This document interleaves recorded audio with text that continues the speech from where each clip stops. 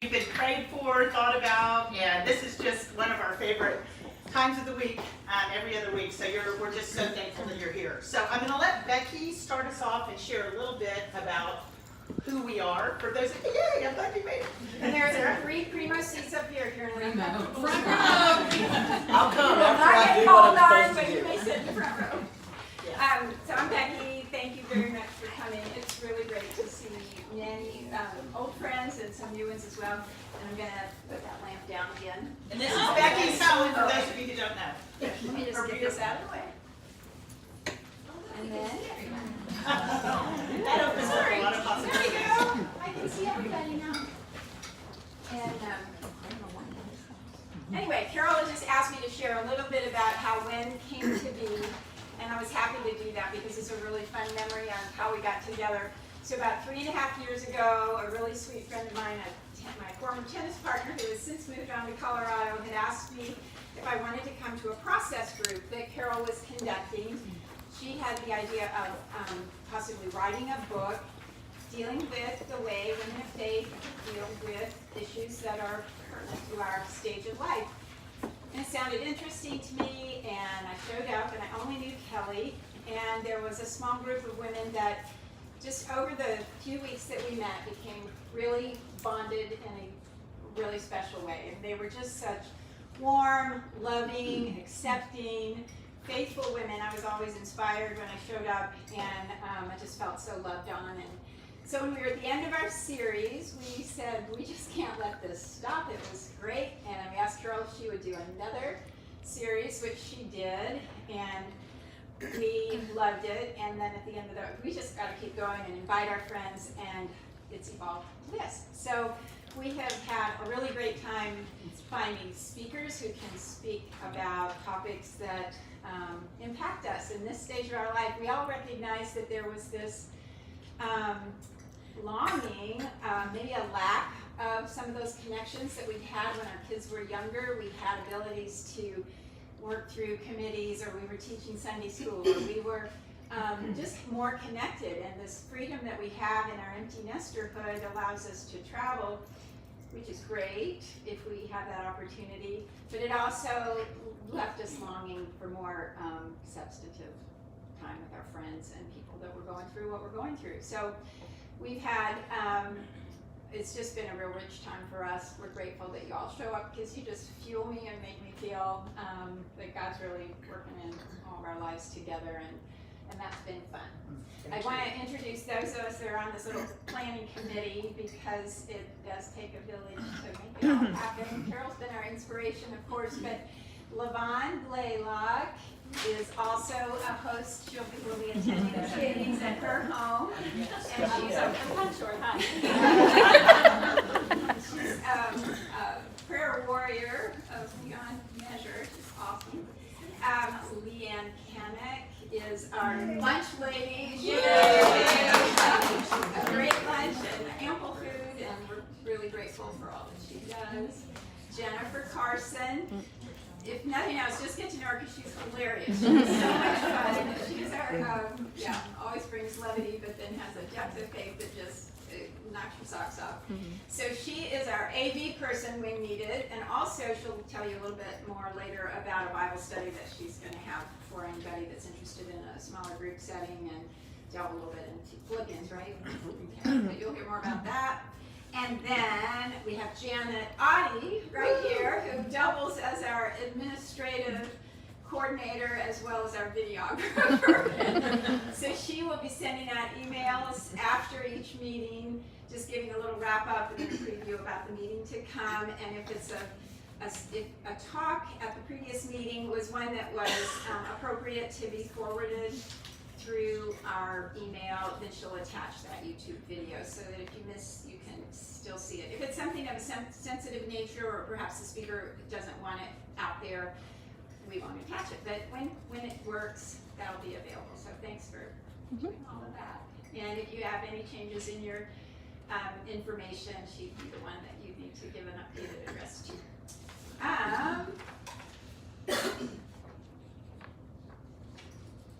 Later I'll talk a little bit, we'll send you an email about how lunch is going to work going forward. We may do something a little bit differently, but I think we're gonna stick with this food because everybody likes this salad, it's easy, unless you have a problem with it, let me know. But one other thing I just wanted to mention that this summer I was listening to a podcast, a sermon on Mr. Rogers, the documentary, I think it was Won't You Be My Neighbor. And the pastor, Mark Charbonneau, was talking about how much of Christ was brought in to Mr. Rogers' neighborhood through the way he treated every child and every adult with such compassion and no judgment, always encouraging. He was a great listener. And as I was listening to this sermon, as I'm walking the hood, I said, that's how Wen makes me feel. I just feel like we've got a really good neighborhood here, and I am figurative neighborhood. And I'm just grateful that you're here. Thanks for being a part of it. And we're excited about Stacy, who is going to speak today. Stacy is the Senior Associate Pastor at Westlake Hills Presbyterian. She is, I can't begin to tell you all that she can do. She's served as our interim senior pastor, just kept our boat rowing forward, and runs a great meeting, has extreme wisdom that she is so willing to share with us. And I just am grateful that you give your time to come, and she's been a crowd favorite with our win group. So she's going to speak today. She's also one of us. She's an empty nester, a mom, a wife, Caregiver of 3 or 4 elderly. She's walking in a lot of ways some of the paths that we are as well. So she's going to speak today on second half of life, spirituality, and we're just very grateful that you're here. Thank you. Thank you. Reverend Dr. Stacy Ikard. Thank you. All right. I'm going to about 11:20, right? 12:20. Okay. Well, thank you for welcoming me to your neighborhood. It's a beautiful day in the neighborhood. And I'm glad to be back, and I'm glad to be able to share it. This is actually one of my favorite topics, and it's the first time I've talked about this with this many women who are of this age. So I'm kind of excited. And the first thing I'm going to tell you is there is nothing I have to say to you that you don't already know. Okay, you may not have named it. I'm gonna get your handouts. You want those? Oh right? yes, Yeah. there is a handout. Y'all want to pass it out? Excuse me for Read interrupting. extras. There is you. Did everybody get We one? got Oh, I'm sorry. Okay, we got it. Sorry about I'm that. sure there are plenty of them. This just keeps me on the straight and narrow, and we'll remind you if there's anything that I say that you're interested in, remind you of it. I think it's so fascinating. And I'm not at all making fun of you, Becky, but I want you to hear, as Becky introduced me, there's something really interesting that she said that kind of characterizes how I've lived my life for a long time. I can't even begin to tell you how many things she can do. Did y'all hear that? You know? Of course, if you're going to hire someone to be your senior pastor or senior, they better be able to do quite a few things, right? I mean, that's what it's all about. But I kind of want to start there, because I do believe for the first 40, 45 years of my life, that was where it was at for me. Does this sound familiar to any of you? It was what I could do, right? It was all the things I could do. It was how well, if I'm going to be real honest with myself in front of you guys, it was how well I could do those things, right? That was really the name of the game.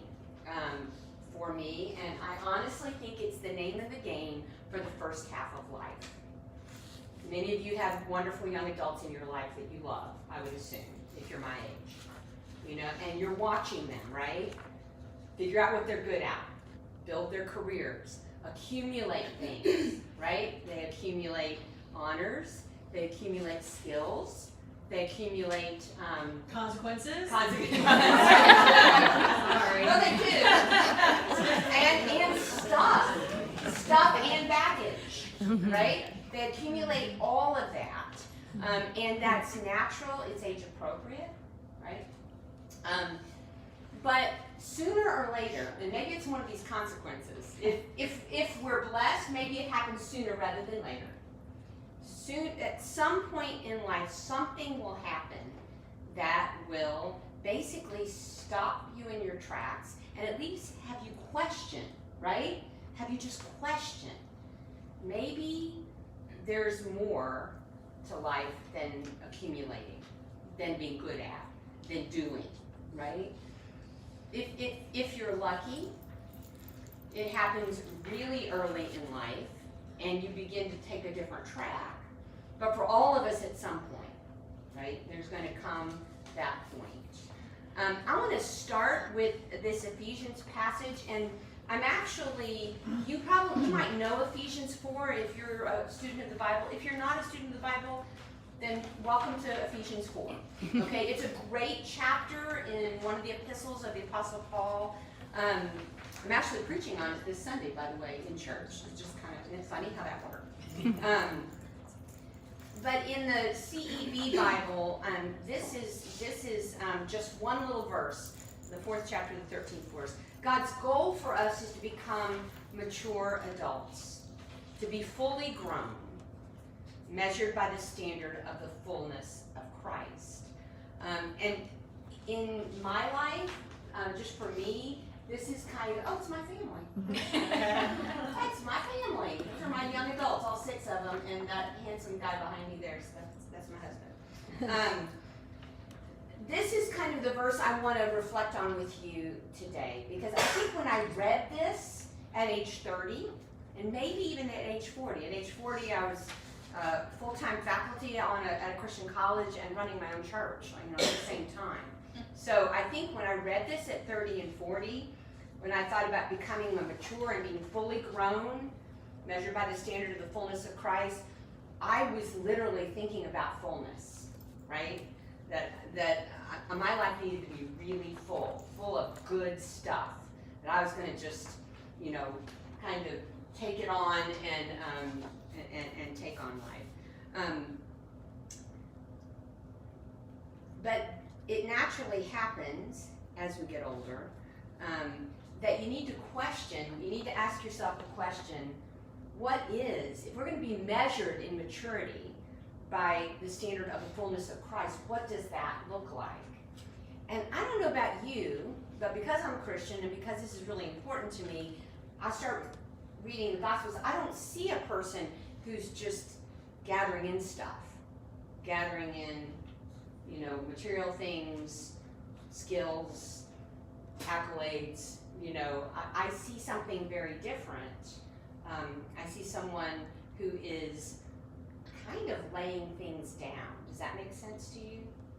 Laying things down, giving things up, giving things away. In the Christian tradition, that kind of hits its high mark, right? By him laying his own life down eventually. So I want to I've come up with 3 things that I think are part of the spirituality of the second half of life. This could be an entire course. We could spend months talking about this, and there are plenty of good books written about it too, that go much deeper than I'm going to go. But I'm going to kind of skate over 3 things just so you have some ideas, things to think about. And the first is this. The spirituality of the second half of life is not as much about gathering in. I think the first half of life, even the spiritual life of the first half of life, is also about gathering in knowledge, gathering in experience, gathering in, ideas about who we are, who maybe God is, what our purpose is in this world. Those are all spiritual issues, right? And we gather that in, early in life. The second half of life, though, the spiritual issue, is probably more about what you should let go of. Does that make sense? Is this resonating with any of you? What you need. Now, sometimes you don't get a choice. Life pretty much takes something away from you, right? And that's your first experience of having to let go. But it isn't just when life makes it happen. Letting go of things really is a kind of a spiritual issue. At some point in the second half of life, if you've had a career, you might have to let go of it. If you've had certain things that you knew really well and you were very sure of it, you might in the second half of life get challenged and have to realize you may not know that. What you thought you knew may not be the case. Y'all are nodding. You do know what I'm talking about. Do I need to give an experience? I don't know if I want to. My mother is, who I think I talked about it another time with you, lovely lady, has lived any of y'all have moms who just lived a smaller life, because life, women in their 80s now, they didn't have the kind of opportunities that even we had, right? Or much less what our daughters are going to have, right? Lived a fairly small life, small town, educated, but you know, never really worked too much outside of the home. Kind of, she knew things. You know, the world was in a certain way. And about 2 years ago, her favorite niece came to her, who's a grown woman now, came to her and basically wanted her aunt to know about her sexual identity. Well, my mom's like, at this point, 83 years old. You know, she thought she knew everything there was to know about being a woman, being a man, you know, attraction, all that. I don't want to get into this. I'm giving you the parameters here, okay? In 1 minute, everything my mother had always known about that particular area of life toppled over. And she called me later, and of course, everyone in the whole family knew this, except my mother. And isn't that weird the way we do that, right? And I mean, she's like, at this point, she's a 50-something-year-old woman, right? And we're just now saying, by the way, you know, this is how this works. And my mother said the most interesting thing. She said, well, you know, I've always thought a certain way about that, but I'm just going to have to let go of it now, because I love her. And she's my niece. I don't understand. I don't have to understand. I'm just going to have to let go of what I thought, because now that it's about Dana, that's her name, I'm just going to have to let go of it. And I thought, I was so proud of my mom in some ways. She's not going to try to figure it out. She's not going to argue. She's just going to go, okay, I'm letting go of something that was kind of helpful to me for many, many years, but it's not helpful now because it will get my way in my relationship with Dana. So that's a kind of extreme example, but that's when I say knowledge, sometimes you don't have to let go of what you think you know. That can be a second half of life issue. Letting go of friends, maybe because of death, maybe because of lifestyle divergence. But think about first half of life friends and second half of life friends. They're not always the same, because we're not the same. And I think one of you said something about, you know, the people you used to be in the PTA with, or you used to teach Sunday school with. I mean, you were thrown together doing stuff. Well, you're not thrown together to do stuff that much. I mean, life isn't asking you to go run the PTA anymore, I hope. Anyone still running the PTA? Please, God, no, not anymore. Okay. We need to talk afterwards. But here's what's even harder. How about letting go of dreams? How about letting go of your agenda for X, Y, or Z? Maybe for your grown son, or for your husband, or for even your parents. I find this fascinating because I'm a pastor, so you know I spend time with people who are in distress, and so often the distress centers on not being able to let go of something that's just too precious to let go of. But the pain seems too hard. You know, it'd just be too hard to let this go. Someone's starting a business and it's clearly failing and they hold on to it for 5 extra years, you know, because the dream is just too hard to let go of. This all sounds really negative, but the flip side is there's freedom. There's a lot of freedom when you know what to let go of.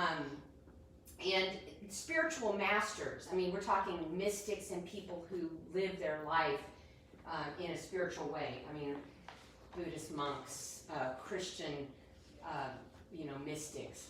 We'll talk about the path of one by one letting go of those things that bind us, that kind of hold us back, that kind of make us anxious, that kind of weigh us down, and lightening our load, like every step toward the end of our life being a step to get lighter and lighter and lighter.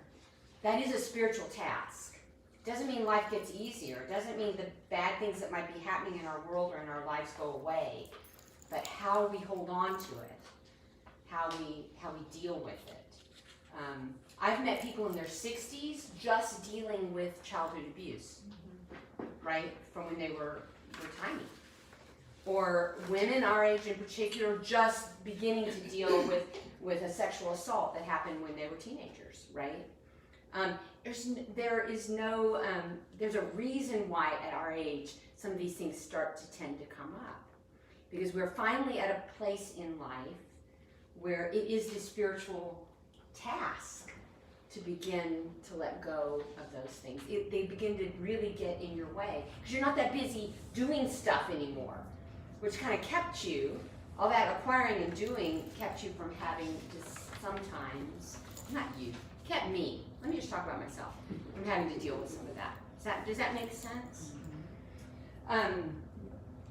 In the Gospel of Matthew, it's Jesus himself who says, those who would find their life will lose it, and those who lose their life for my sake will find it.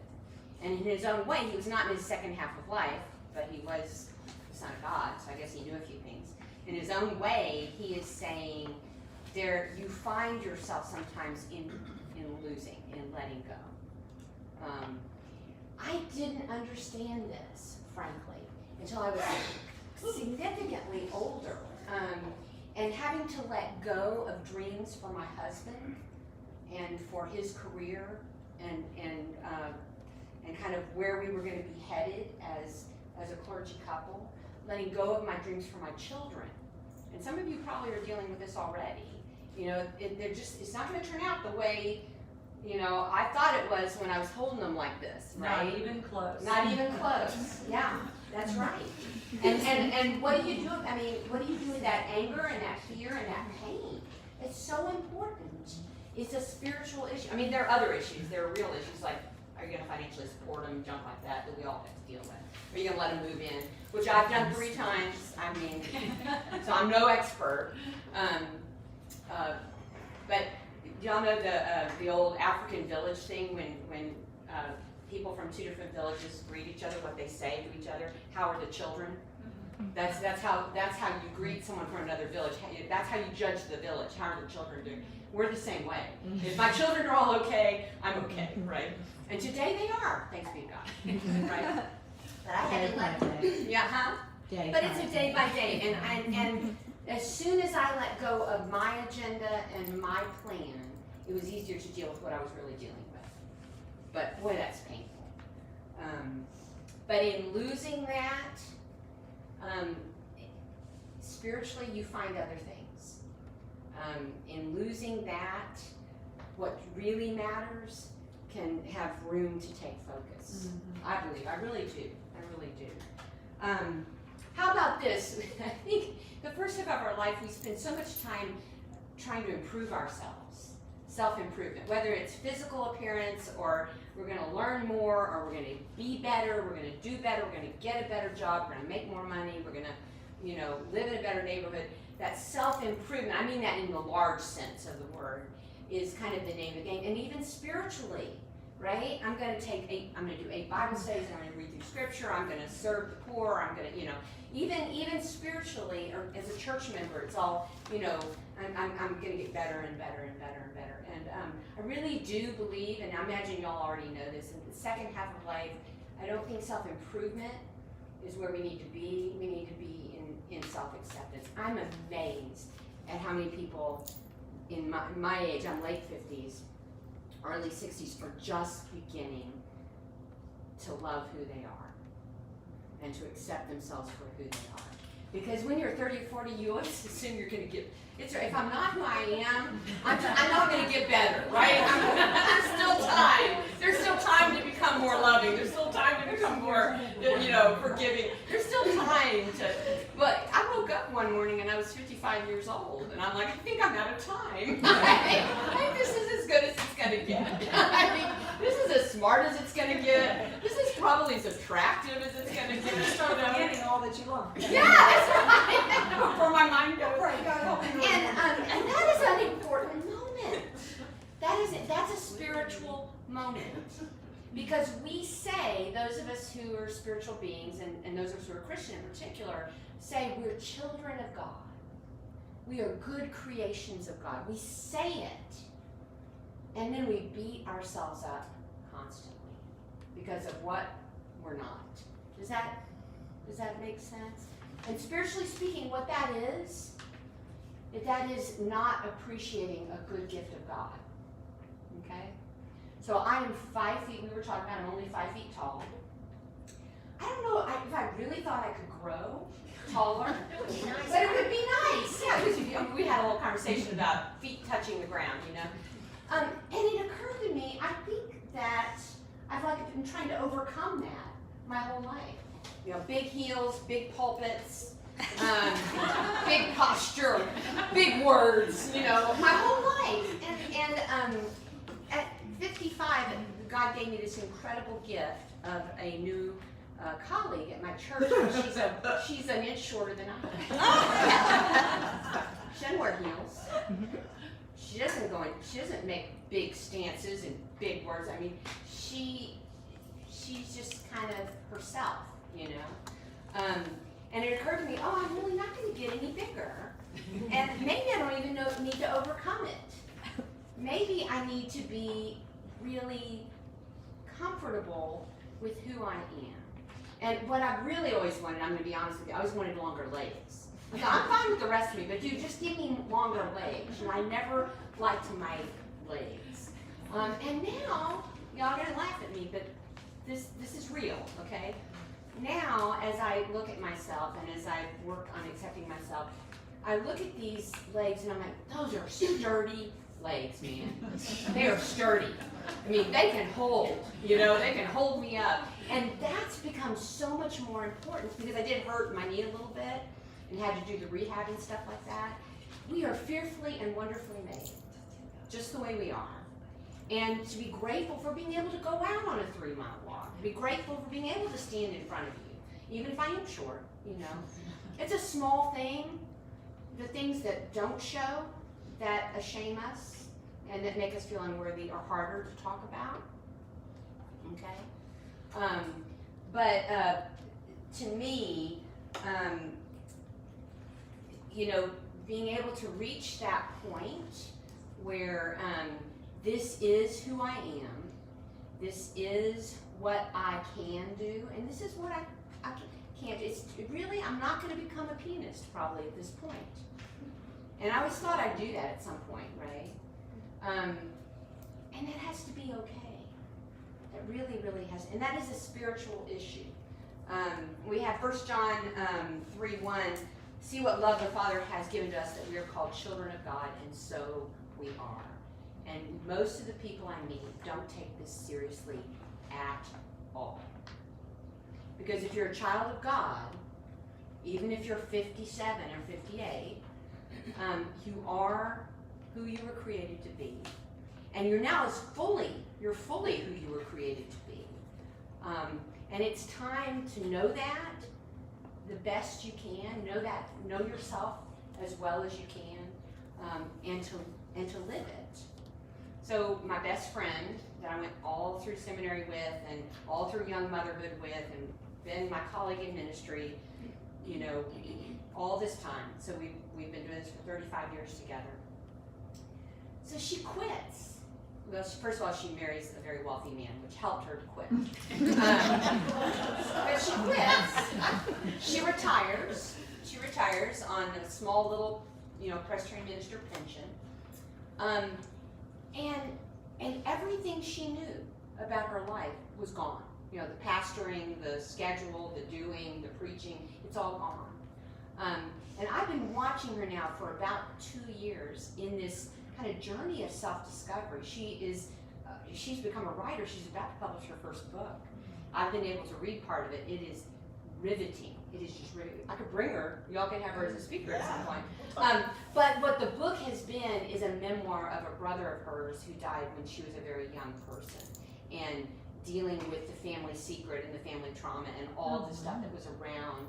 You know, it's tragic, but it is the kind of thing that happens in families all the time, right?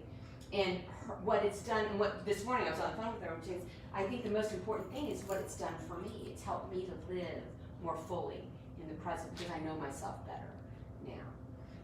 This is the good news about our time of life, friends, is we can start to get to know ourselves better, appreciate ourselves, accept ourselves. And if I could, you know, it sounds to me like what When is all about in some ways is that hunger for going deeper really this is part of it.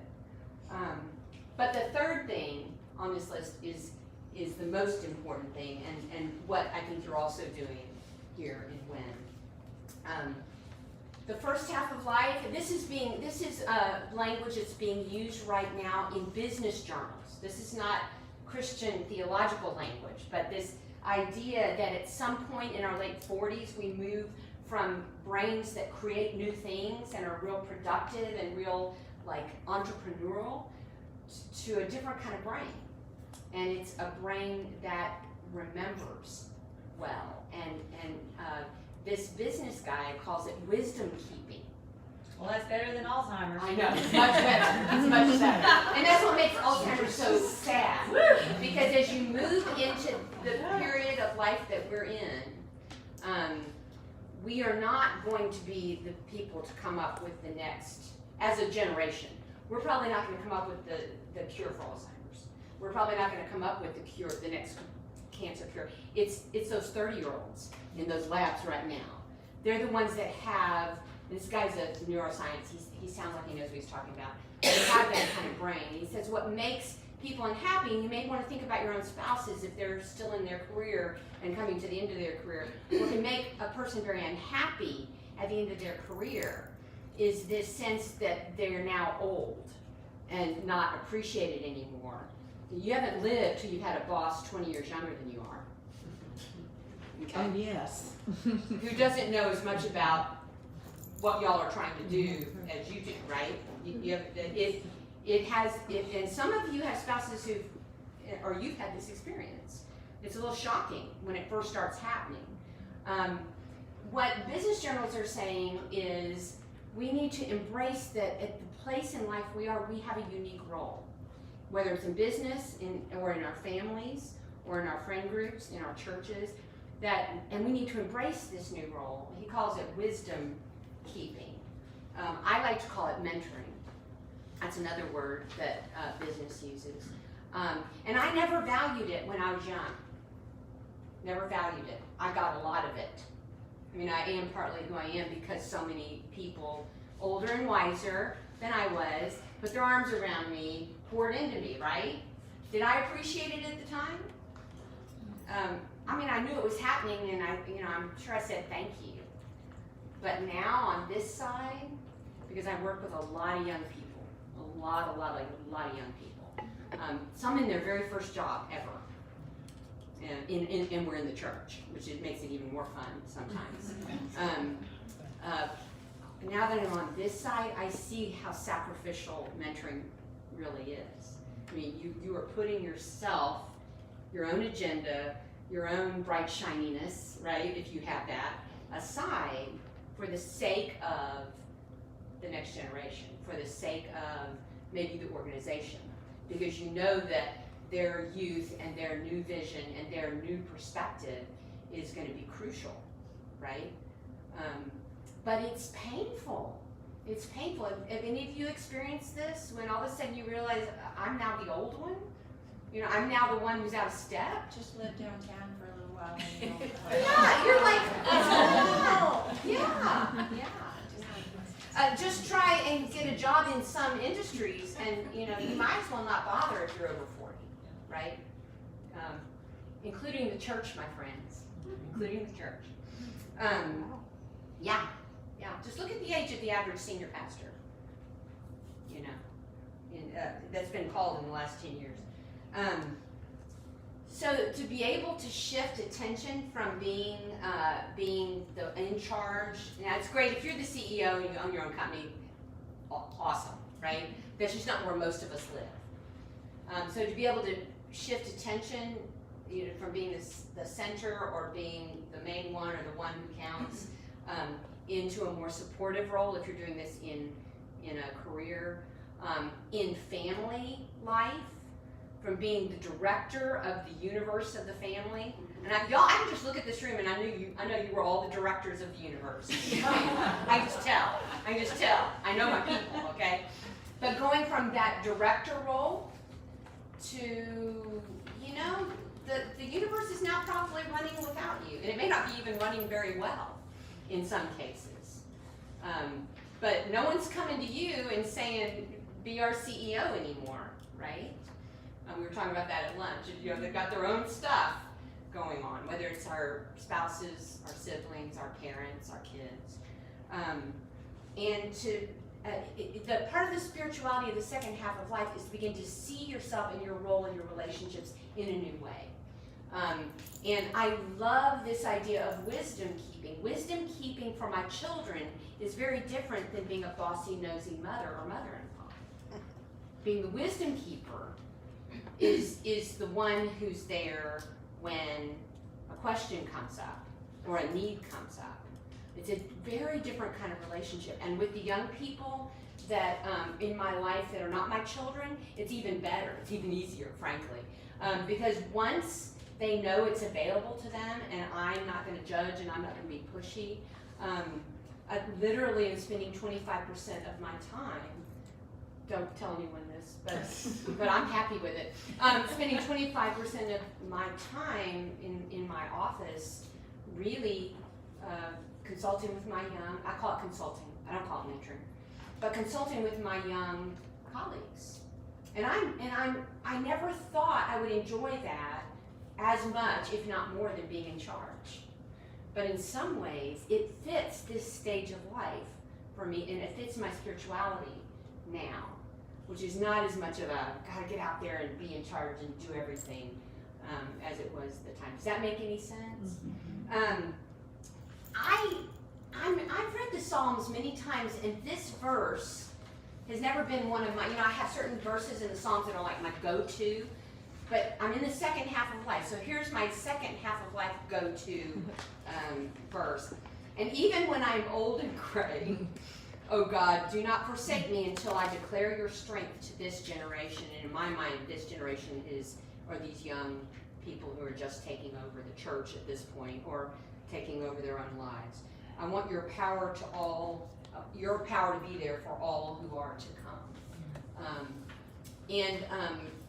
That's a really exciting and comfortable place to be, as long as I am okay with not being in charge. And for someone who's been in charge my whole life, that's been a bit of an issue. So the second half of life, there are lots of issues, and you guys talk about all of them: aging parents, children, boundaries, marriage, health. There are many, many things to deal with. I just want to make the case today that your spiritual journey hasn't stopped either.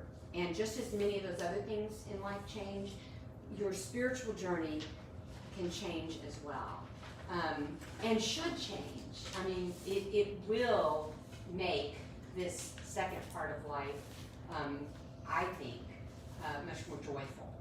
If we can start letting go of the things we need to let go of, if we can start accepting ourselves, and then certainly start focusing on what we do have to offer, and find a way to give it to the next generation in a way they can accept it.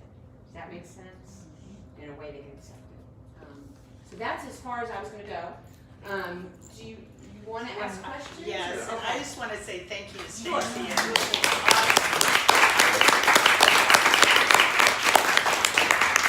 Stacy, I wrote down a bunch of quotes. I'm sure you all did. I think every step being a step to getting lighter and lighter and lighter, just Yes. in general, at this Yes. point in life, that was so profound for me to think about. And there was so much more. So thank you so much. We want to just take like 5 minutes, maybe a little longer, to ask any questions that you might have. So don't be shy, and just feel Don't be free shy. to